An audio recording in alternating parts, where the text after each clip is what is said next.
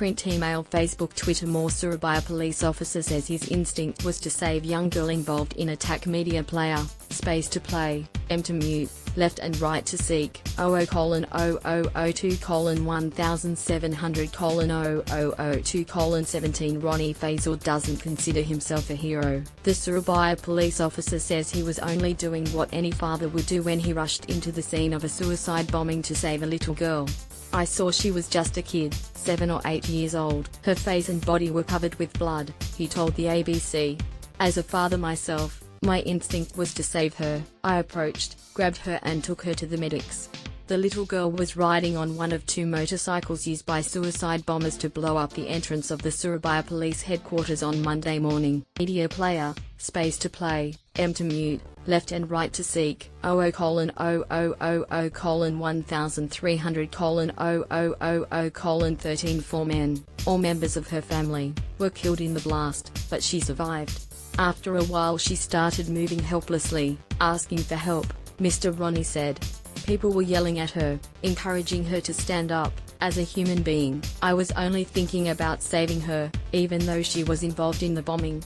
Amateur vision, recorded at the scene, shows the girl standing amongst the remains of her dead family, before Mr. Ronnie scooped her up and rushed her to safety. Back at work today, Mr. Ronnie still can't believe children are being used as deadly weapons by their own parents.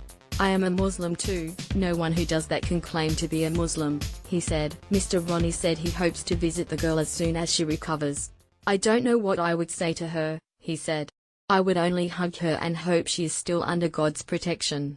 The attack on Surabaya Police HQ came a day after another attack involving children in the city. 6 members of the same family blew themselves up in 3 separate attacks on churches in the city, during Sunday service. In one of the attacks, 2 sisters, aged 8 and 12, were strapped with explosives and led by their mother into the entrance to a church, before the bombs were detonated. On Sunday night, 4 members of another family were killed, including 2 children, when a bomb their father was building inside their apartment blew up. The city of Surabaya remains on high alert, with streets barricaded and armed guards patrolling churches. At police HQ, anyone approaching the entrance is stopped and searched, especially those with children. The ABC witnessed one father forced to remove his young son's jacket, to ensure he wasn't a bomber, before they could approach. Media player, space to play, M to mute, left and right to seek,